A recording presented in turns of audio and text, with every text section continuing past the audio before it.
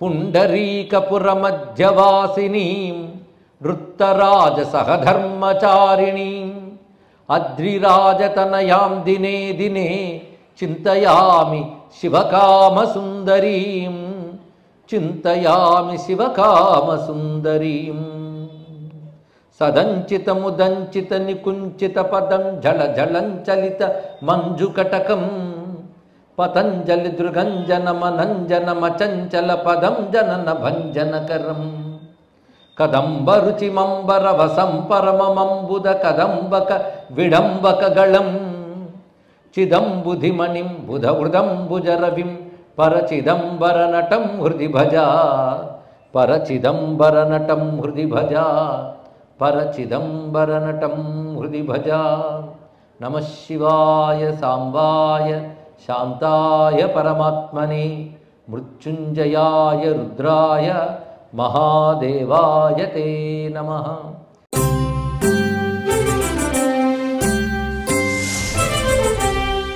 ఏష ఏవ పరోస్మాకం నృత్యం తం త్వావభాసతే లేదా ఏష ఏవ పరోస్మాకం నృత్యం తం త్వాం సభాపతే లోకయం తముమాకాంతం పశ్యేమ శరదశతం.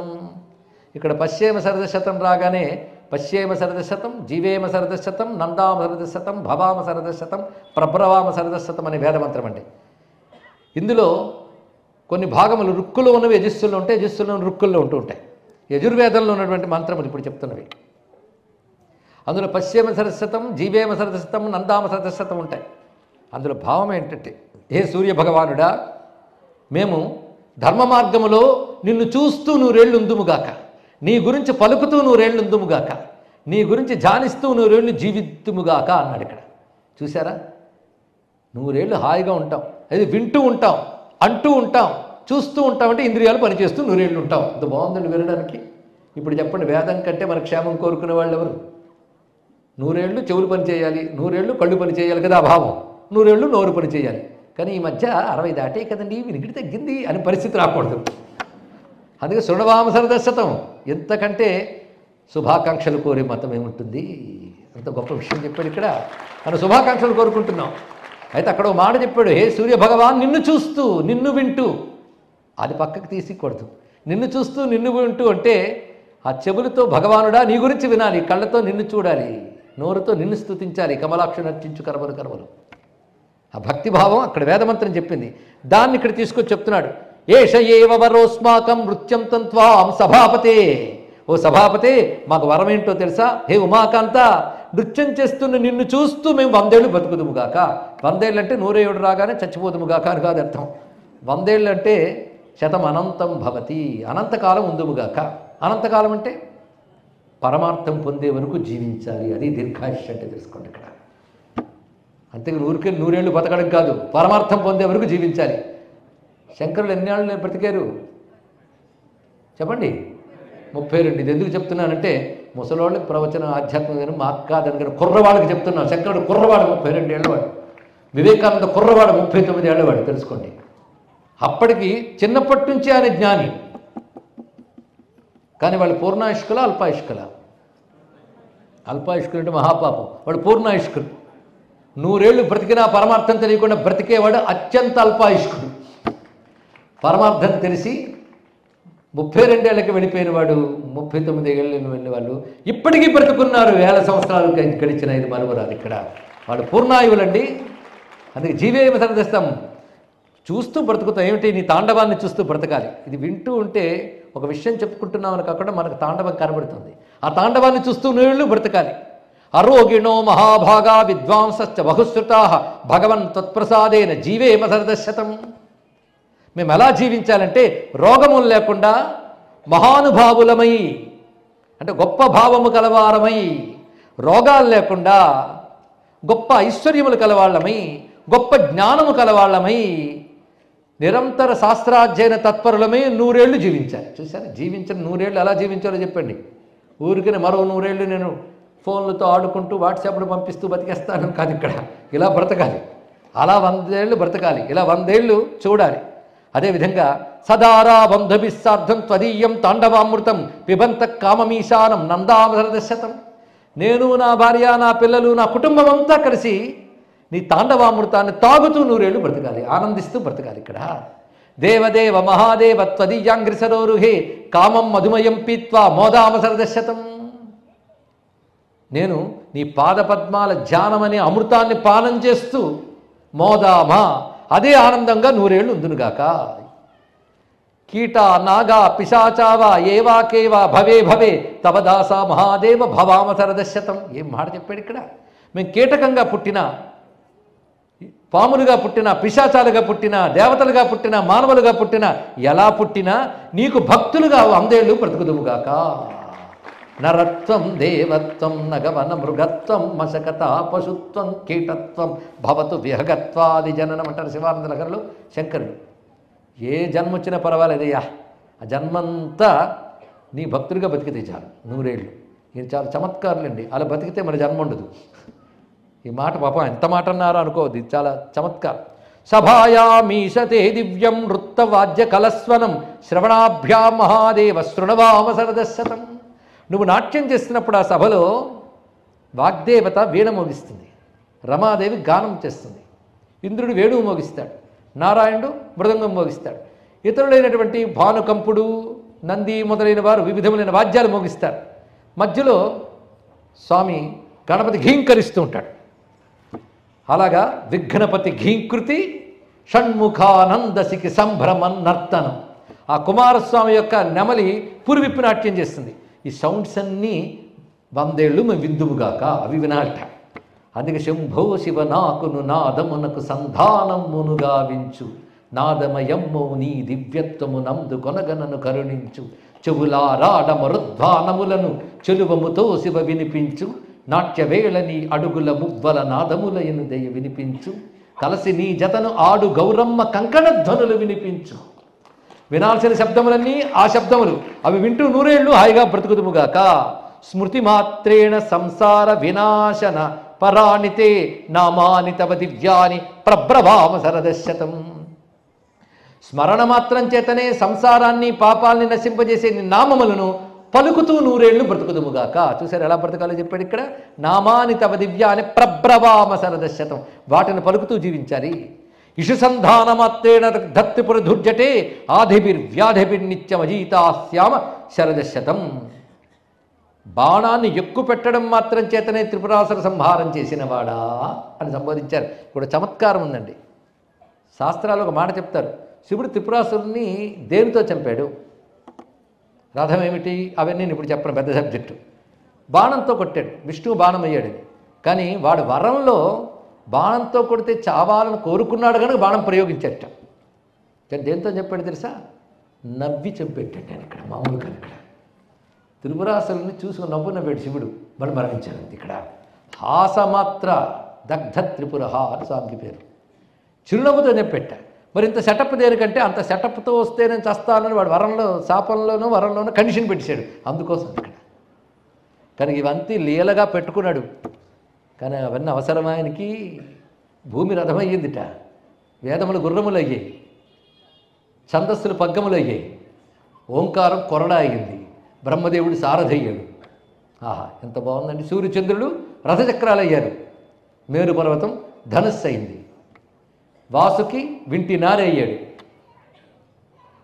బాణము విష్ణువు అయ్యాడు, అగ్ని ములికి అయ్యాడు, అగ్నా విష్ణు సజేష సేమా ములికి అయ్యాడు, ప్రయోగించాడు. అందరికీ కనబడుతుంది బాణప్రయోగమే. కానీ నవ్వేటాయని ఇక్కడ హాసమాత్ర చిరునవ్వుతోనే. అంటే పరికరాలు నాకు పరికరాలే అని చెప్పాడు. ఇవన్నీ నాకు పరికరాలే, మరుగుడు కాదు. ఇక్కడ చేసిన పని మాత్రం దీనితోనే చేశాను. ఇక్కడ చిరునవ్వుతోనే పూర్తి చేస్తాట. ఇక్కడ ఆ చిరునవ్వులో జ్ఞానం ఉంది, ఆనందం ఉంది. ఇప్పుడు ప్రవచనం వింటున్నప్పుడు ఎవరు నవ్వారనుకోండి నాకు తెలిసిపోతుంది ఇప్పటికి అర్థమైంది. ఎలా చూశారనుకోండి అర్థం కాదు, తెలిసిపోతుంది. కానీ జ్ఞానం వల్ల నవ్వు వస్తుంది, అది తెలుసుకోండి. ఇక్కడ జ్ఞానం ఉన్న చోట ఆనందం ఉంటుంది. జ్ఞానం ఆనందం కలిస్తే అజ్ఞానం నశిస్తుంది. అందుకే చిరునవ్వు మాత్రం చేతనే త్రిపురాసురులు సంహరింపబడ్డారంటే ఆంతర్యం ఇక్కడ. ఆ మాట ఇక్కడ ఇషుసంధాన మాత్రేణ దగ్ధత్రిపురధుర్జటే ఆధిభిర్వ్యాధిభిర్నిత్యం అజీతాస్యామ శరదశతం. అటువంటి శివ మనోవ్యాధులు శరీర వ్యాధులు లేని వారమై మేము 100 ఏళ్ళు బ్రతకాలి. ఇప్పుడు వింటూ ఉంటే వినడానికి బాగుందా లేదా? 100 ఏళ్ళు శరీరానికి వ్యాధి ఉండకూడదు, మనసుకు వ్యాధి ఉండకూడదు, కళ్ళు పని చేయాలి, చెవులు పని చేయాలి, నోరు పని చేయాలి. అయితే అవి నీపై పని చేయాలి, నీ సేవకు వినియోగింపబడాలి. అది భావం. మొత్తానికి ఇంద్రియాలు పనిచేస్తే చాలు. కనుక ఈ గొప్ప మంత్రములు కనుక వింటే బాగుపడతామని ఇప్పుడు వినిపించడం జరిగింది. కేవలం శరదశతం అనే మంత్రాలతో ఎన్ని శ్లోకాలు రచించారో చూడండి. ఇది వేదపాదస్తవం అంటే ఇలా ఉంటుంది. ఇలాంటిది అందించిన వారెవరు? జైమిని మహర్షి. సర్వే వశిష్ఠ ప్రముఖాహ మునయో నారదాదయ. ఇవన్నీ చెప్తున్నాడు మళ్ళీ వ్యాఘ్రపాదుడు. సౌనకుడు గురించి చెప్పాడు, జైమిని గురించి చెప్పాడు. ఇవన్నీ హేమవర్మకు చెప్తున్నాడు ఇక్కడ. పరోక్ష ఫలదాయిని త్యక్వా స్థానాన్ని భూతలే. మిగిలిన క్షేత్రములు పరోక్ష ఫలములిస్తాయి, చిదంబరం ప్రత్యక్ష ఫలాన్ని ఇస్తుంది. ఇక్కడ అంటే అనుభవం ఈ శరీరంతో ఉండగానే నువ్వు పొందవచ్చు, మరణాంతంలో దొరికేది కాదు. ఇక్కడ బ్రతికి ఉండగానే భగవద్ అనుభూతినిచ్చే క్షేత్రం చిదంబరం. ఒకటే మాట ఇక్కడ.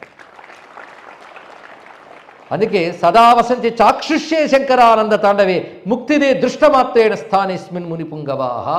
అటువంటి దివ్యమేందుకు సమా ఇది. తపస్యన్ సతతం ప్రిత్యో న్యవసన్ సంవత్సరాన్ రుహున్ బహున్ అత్రాద్భుతాన్ని వసతో మమ జాతాన్ని అనేకశః. నేను నా చిన్నప్పుడు వచ్చేసానయ్యా, చిన్నప్పుడు వచ్చేసాను. వచ్చి ఇక్కడి నుంచి కదలలేదు తెలుసా. అయ్యో అక్కడికి వెళ్ళలేకపోయినా, ఇక్కడికి వెళ్ళలేకపోయినా, వేదనే నాకు లేదు. అలాగే మోక్షం గొప్పదా, ఈ లోక ఆనందమా, మీమాంస కూడా నాకు లేదు. ఆనందం యొక్క పరిపూర్ణత అనుభవిస్తూ చిన్నప్పటి నుంచి ఇక్కడ ఉన్నాను నేను. చిన్నప్పటి నుంచి నేను ఎన్నో అద్భుతాలు చూశాను అనుకున్నావు, ఎన్ని లీలలు చూశాను అనుకున్నావు. అవన్నీ చెప్తే సమయం కూడా సరిపోదు. నీ చేత చేయించాల్సిన పనులు చాలా ఉన్నాయి అని ఇక్కడ చెప్తూ ఇక్కడే పెరిగారు. చిన్నప్పుడు వచ్చేసి ఇక్కడే మా నాన్న వచ్చి నా గృహస్థాశ్రమాన్ని ఇక్కడే తీసుకోమన్నాడు. ఇక్కడే నా భార్యతో కాపురం చేశాను. ఇక్కడే నా గొప్ప మహానుభావుడు కొడుకు పుట్టాడు ఉపమన్యువు. ఆయన పుట్టడం చేత కృష్ణ పరమాత్మ ఇక్కడికి వచ్చి ఆయన ద్వారా జ్ఞానాన్ని విన్నాడు తెలుసా. కృష్ణుడు కూడా ఈ క్షేత్రానికి వచ్చాడు. అలాంటి ఈ చోట్లో హాయిగా ఉన్నాను ఆయన. అంతేకాదు నాతో పాటు నిరంతరం తాండవామృతం పానం చేస్తున్న వాళ్ళు నాకంటే ముందున్నారు, ఇప్పుడే ఉన్నారు, ఎప్పుడు ఉంటారు. వాళ్ళు ఎవరంటే విష్ణు విరించాది. ఆ విష్ణువు బ్రహ్మ దేవతలు నిత్యం తాండవామృత పానం చేస్తూ ఉంటారు ఇక్కడ అని. శ్రీమద్హిరణ్యవర్మత్వం శివగంగా ప్రభావత. నువ్వు శివగంగ వల్ల ఏమో హిరణ్యవర్మవయ్యో, నీ ద్వారా ఈ క్షేత్రం దివ్యాలయం అవుతుంది. కనుక నీకు చెప్తున్నది ఏంటంటే నీ మంత్రం, నీకు ఉపదేశించిన మంత్రం కంటే గొప్ప మంత్రం లేదు అని శ్రద్ధగా చేసుకో. గురువు ఇది గొప్పదని ఉపదేశించిన మంత్రం కంటే గొప్పది లేదని సాధన చేయాలి. అటువంటి వాడు సిద్ధి పొందుతాడు. అందుకే మంత్రాన్ మహేశ్వరో దేవో మహాదేవో మహానట తీర్థాత్ చిదంబరం శ్రేష్టం శ్రేష్టో మంత్రశ్చిదంబర. తీర్థముల్లో శివగంగు గొప్పది, క్షేత్రముల్లో చిదంబరం గొప్పది. దానికంటే గొప్పది మహేశ్వర మంత్రం, దానికంటే గొప్పది మహేశ్వరుడు.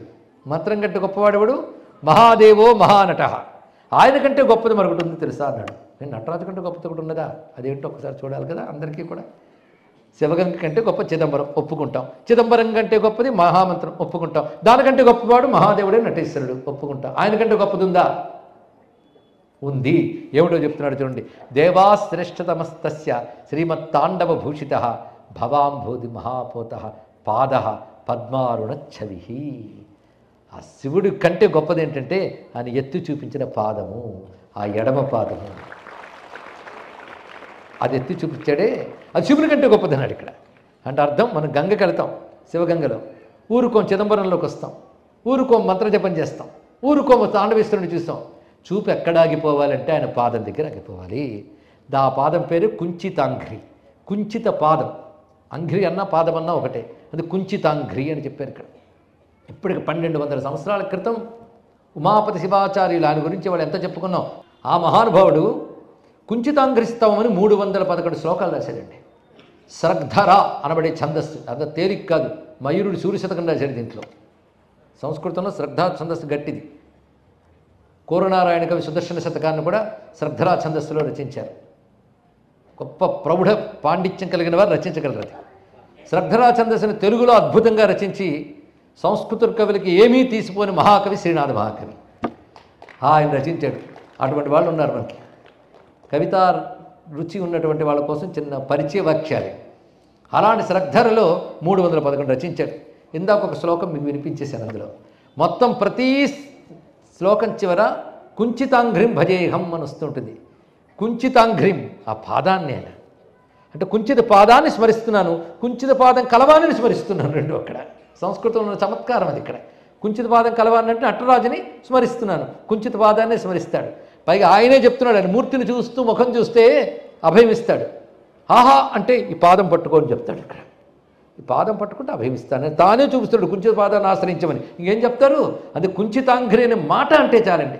ఇప్పటికీ తమిళనాడులో చాలామంది కుంచిత పాదం అని పేరు పెట్టుకుంటారు, సభాపతి అని పేరు పెట్టుకుంటారు. ఎందుకంటే ఈయన వల్ల ఆయన ఇచ్చినటువంటి ఖ్యాతి అలాంటిది. నేటికి తమిళనాట కోయిల్ అంటే చిదంబరమే గుర్తొస్తుంది. చిదంబరం పేరు కోయిల్, శివాలయం అంటే అదేట. కనుక అన్ని శివాలయాలకు మూర్ధన్య స్థానంలో ఉన్నటువంటిది ఇక్కడ, సామాన్యం కాదు అది. అందుకే ఆ పాదపద్మం ఉందే అది గొప్పది. కానీ చిదంబరంలో శివగంగ గొప్పది, శివగంగ కంటే చిదంబరం, చిదంబరం కంటే శివమంత్రం, శివమంత్రం కంటే నటరాజస్వామి గొప్పవాడు, ఆయన కంటే గొప్పది ఆయన పాదం. తస్య దర్శన మాత్రేణ సకృత్పాపీచముచ్యతే. ఒక్కసారి ఆ పాదం చూస్తే పాపాత్ముడు కూడా ముక్తి పొందుతాడు సుమా. అలాంటిది కిం పునఃసుకృతి క్షేత్రవాసి నిత్య నిరీక్షత. మన చిదంబర క్షేత్రాలు ఉంటూ నిత్యం చూసేవాడు ఇంకెంత పుణ్యాత్ముడో చెప్పవచ్చా అని వివరించి ఆనందంతో అనుగ్రహించాడు వ్యాఘ్రపాదుడు. ఈ విధంగా హిరణ్యవర్మ చక్కగా తెలుసుకుంటూ క్షేత్రాన్ని మందిరాలతో సుసంపన్నం చేశాడు. అటువంటి క్షేత్రం ఏ విధంగా నిర్మాణం అయ్యింది అంటే అక్కడ సభల గురించి మనం చెప్పుకున్నాం. ప్రధానంగా గర్భగుడిని ఏదైతే చెప్తారో అది చిత్సభ. గర్భగుడి, దాని తర్వాత మనం అంతరమండపం లేదా అంతరాలయం అని ఏం చెప్తామో రెండు కలిపి ఒకటిగా కనబడుతుంది. దీని కనక సభ అని పేరు, కానీ నిజానికి రెండు కనక సభ అని చెప్తారు. చిత్సభలో ఉన్న నటరాజస్వామిని కదిలించి ఒక్కొక్కప్పుడు కనక సభలోకి తెస్తారు, తెచ్చి అక్కడ అర్చన చేస్తారు స్వామివారికి. ఈ కనక సభలోనే స్ఫటిక శివలింగం, అదేవిధంగా స్ఫటిక నటరాజు. స్ఫటిక నటరాజు గురించి మొన్న నేను చెప్పుకున్న స్వయంభూగా అగ్నిహోత్రం నుంచి వచ్చాడు.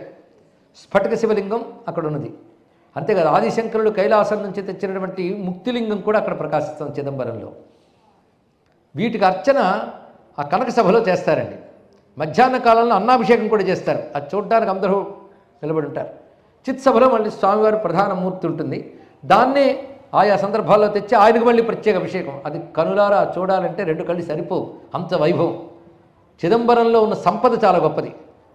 చిదంబరంలో స్వర్ణాకర్షణ భైరవుడు కూడా చిత్సభ సమీపంలోనే ఉంటాడు. స్వర్ణాకర్షణ భైరవుడు ఒకప్పుడు ఆయన భక్తులైన శివదీక్షితులు నిత్యం పూజ తప్ప వాడికి సంపదల్లో, అందుకు స్వర్ణాకర్షణ భైరవుడిని ఆయన ఆజ్ఞాపించాడు. ఒక స్వర్ణాకర్షణ భైరవుడు ఉన్నాడు. వాళ్ళు పూజించిన తర్వాత ఒక రాగి ముక్క అక్కడ పెడతారు, మర్రోజు కల్లా బంగారం అయ్యేది. అది దానివల్ల వాళ్ళు సంపన్నులు అయ్యారు. దాని మహిమ ఏమిటో కానీ చిదంబరం అనుకున్న సంపదలన్నీ ఇన్నికో. ఆయనకు అభిషేకం చేసేదే బంగారు బిందెలతో అభిషేకం చేస్తారు, కొన్ని వేల లీటర్ల పాలు. సామాన్యం కాదు. ఇక్కడ ఎన్ని ఆభరణలో స్వామివారికి ఎంత సంపదో. భారతదేశంలో ఒక్కొక్క క్షేత్రం ఎంత సంపద అవుతుందంటే యుగాల నుంచి ఈ దేశం ఎంత సంపన్న దేశం ఆలోచించండి. ఇక్కడ ఒక తిరువనంతపురం ఒక గోడౌన్ చాలు చెప్పడానికి. ఇలాంటి భవ్యమైనటువంటి క్షేత్రం స్వర్ణాకర్షణ భైరవుడు కూడా ఉంటాడు. అంత భవ్యమైన క్షేత్రంలో స్వామివారి స్వర్ణరథం ఉంటుంది. ఆర్ద్ర నక్షత్రం నాడు అది ఊరేగించేటప్పుడు మధ్యలో ముత్యాల పొడితో ముగ్గులు వేస్తారండి. అక్కడ స్వామివారి రథం వస్తుంది త్రోవల్లో. ఆ వైభవమే వైభవం, అది కళ్ళారా చూడవలసినవి. నేటికి అప్పుడు చెప్పినటువంటి విధులు ఏమీ అతిక్రమించకుండా ఉత్సవాలు జరుగుతున్న మహాక్షేత్రాల్లో చిదంబరం ఒకటి. ఇక్కడ అలాంటి చిదంబరంలోకి ఇప్పుడు వెళ్ళిపోతున్న మన భాగ్యవశాత్తు భావనతో దర్శించవచ్చు. చిదంబరంలో రాజసభ అని బయట ఉంటుంది. ఇప్పటికీ విశేషమైన ఉత్సవాలు అక్కడ చేస్తూ ఉంటారు. నాట్యాదులు కూడా స్వామికి చూపించేది అక్కడే. అలాగే స్వామి యొక్క కనక సభకు ఎదురుగా ఒక మండపం ఉంటుంది, నృత్యసభ అని. దేవసభ ఇత్యాదులు ఉంటాయి, 3 అయ్యేవి. మిగిలిన 2 మాత్రం కనక సభ, చిత్సభ, ఈ 2 ముఖ్యం. ఇందులో చిత్సభలో మధ్య భాగంలో శివుడు నటరాజస్వామి వారు, ఆయనకి ఎడం వైపున శివకామసుందరి ఉంటుంది. కుడి ఎడమల్లో వ్యాఘ్రపాద పతంజలి విగ్రహాలు ఉంటాయి. స్వామికి కుడివైపున తెరవేసిన భాగం ఉంటుంది, దాన్ని రహస్య స్థానం, చిదంబర రహస్యం అంటారు. ఇక్కడ చిదంబర రహస్యం తెర తీసి చూపించేది అదే. ఎక్కువసేపు ఉంచారు, వెంటనే వేసేస్తుంటారు తెర. అటువైపు ఉన్నటువంటిది రహస్య స్థానం, ఇది అత్యంత ముఖ్యమైనటువంటిది. మొత్తం కనకసభ చిత్సభ కలుపుకుంటూ ఒక అద్భుతమైన గోపురం ఉంటుంది. దానిపై ఉన్న విశేషాలు చూడాలండి. చిదంబర రహస్యం అనే గ్రంథంలో చెప్తున్న అంశం ఏంటంటే, వామాజ్యానవశక్తయో యదుపరి శ్రీస్వర్ణ కుంభానవై వాస్యాం చిన్మయ సంసది ప్రతనుతే వృత్తం నటేశ సదా తద్వామేన గజ రహస్యమపి తద్దక్షేస్తి చైదంబరం శ్రీ వ్యాఘ్రాంగ్రి పతంజలి మునివరో తత్పార్శ్వయో సంస్థుత. పైన బంగారు గోపురం, దానిపైన బంగారు కలశాలు ఉంటాయి. అవి మొత్తం 9 ఉంటాయి. ఈ 9 ఏమిటంటే వామాద్యా నవశక్తయ, 9 శక్తులు. అవి వామదేవాయ నమో, జ్యేష్ఠాయ నమ, శ్రేష్ఠాయ నమో, రుద్రాయ అని చెప్పినప్పుడు 9 శక్తులు అవి. అవి వామ, జ్యేష్ఠ, రౌద్రి, కాళీ, కలవికరణి, బలవికరణి, బలప్రమథిని, సర్వభూతదమని, మనోన్మని. వీటిని వ్యాఖ్యానిస్తే వామదేవ మొదలుకొని మనోన్మని వరకు సృష్టి స్థితి లయలు ఉంటాయండి మొత్తం. వమనము అంటే వెలిగ్రక్కుట, అది చేసేప్పుడు వామదేవుడు. సృష్టిని ఎలా స్థితి చేస్తాడని జ్యేష్ఠ, రౌద్రి, కాళీ, కలవికరణి చెప్తాయి. చివరికి తనలోకి తీసుకునేది సర్వభూతమని, మనోన్మని. పరమేశ్వరుని యొక్క సృష్టి స్థితుల కారక శక్తులు 9. ఆ 9 కలశాలు ఉంటాయి. దీన్ని బట్టి గోపురం అంటే మనం అనుకున్న కలశాలని కాదు, శక్తులు. ఒక గోపురాన్ని చూస్తున్నామంటే శక్తిని చూస్తున్నాం. అది గోపురం తలెత్తుకుని ఊరిలో నిలబడిందంటే ఊరంతటిని రక్షిస్తుంది. ఎక్కడి నుంచైనా గోపురాన్ని రక్షిస్తున్నామంటే దేవతాశక్తి మనల్ని కాపాడుతుందని అర్థం. కనుక వాళ్ళకుంది కనుక మనకు ఉండాలని చెప్పి లేనిపోని దేవాలయాలు పేర్లు పెట్టుకుని లేనిపోని ధ్వజస్తంభాలు పెట్టేసుకుంటే అవి ఆలయాలు అయిపోవు. పులుని చూసి నక్కవాత పెట్టుకున్నట్టు ఉంటుంది ఇక్కడ.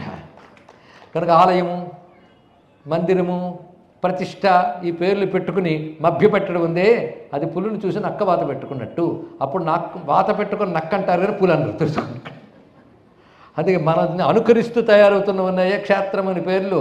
క్షేత్ర శబ్దం, ఆలయ శబ్దం సనాతన ధర్మానికి మాత్రమే వర్తిస్తుంది, ఎందుకంటే సంప్రదాయం శాస్త్రం ఉంది కనుక. మొత్తానికి పైన గోపురం, ఇప్పుడు లోపలికి వెళ్ళిపోయాం. చిన్మయ సంసది, చిత్సభ. అందులో నృత్తం నటేశన్, నాట్యం చేసిన నటరాజు ఉన్నాడు. తద్వామే నగజ, ఆయనకి ఎడం వైపు అమ్మ శివకామసుందరి ఉంది.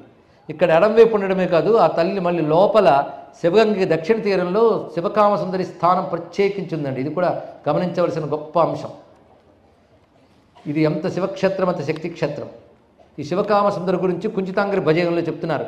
గంగా తీరస్య పశ్చాద్ విలసతి సదనే సచ్చిదానంద రూప దేవి యా సర్వ విద్యాలయ ముఖకమల భాసతే వేదహస్త యా యస్య జ్ఞానశక్తి శివపద సహిత కామసుందర్య భిక్ష తద్దేవ్యా దృష్టనృత్తం శృతి నిహిత పదం కుంచితాంఘ్రిం భజేహం. శివగంగా, గంగా తీరం అంటే శివగంగా తీరంలో పశ్చిమం వైపు అమ్మవారి యొక్క నిలయం ఉంది. అక్కడ శివకామసుందరి మందిరం, ఆ చోటంతా శక్తి స్థానం. అది శ్రీ విద్యా కేంద్రం. చిదంబరం శ్రీ విద్యా కేంద్రం, అది మరువరాదు. సుందరీనామంతో ఆ తల్లి ఎక్కడుంది. అదే సౌందర్యలహరి ఇక్కడే ఆదిశంకరులు రచించారని కొందరు ప్రమాణంతో చెప్పడానికి కారణం ఇది. ఆ దివ్యమైనటువంటి శ్రీ విద్యాక్షేత్రం ఇది. ఆవిడ సర్వ విద్యాలయ ముఖకమల, సర్వ విద్యలు ఆ ముఖకమలాన్ని ఆలయం చేసుకుని ఉంటాయి. అటువంటి తల్లి సచ్చిదానంద రూప, జ్ఞానశక్తి, శివపద సహిత కామసుందరి. శివపదంతో కూడిన కామసుందరి అంటే శివ కామసుందరి అని చెప్పడం ఇక్కడ. ఆ తల్లి శివతాండవానికి సాక్షిని, చూపులతోనే శివుని ప్రేరేపించే తల్లి. సాక్షిని అంటే ఊరుకుని చూస్తున్నది కాదు, చూపుతో ప్రేరేపిస్తున్నది. దేవం దేవం రాధసే చోదయంతి మన వేదమాత కూడా చెప్తున్న అంశం. ఇక్కడ చిత్రం ఏంటంటే శ్రీ విద్యాతంత్రముల్లో ఉన్న విషయములు చిదంబర కల్పాల్లో ఉన్నాయి. దహర విద్యాఖండం, చిదంబర కల్పం మొదలైన గ్రంథాల్లో ఈ క్షేత్ర మహాత్మ్యం చెప్పబడుతుంది. ఇది సంపూర్ణమైన శ్రీ విద్యాక్షేత్రం.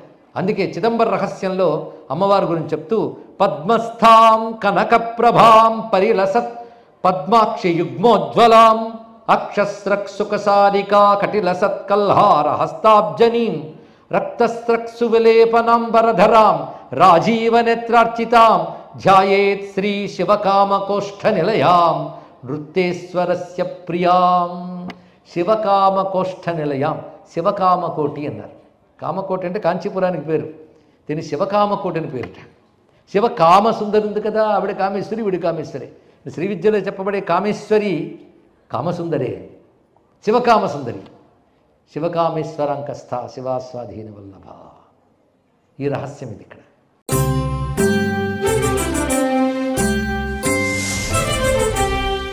ఓం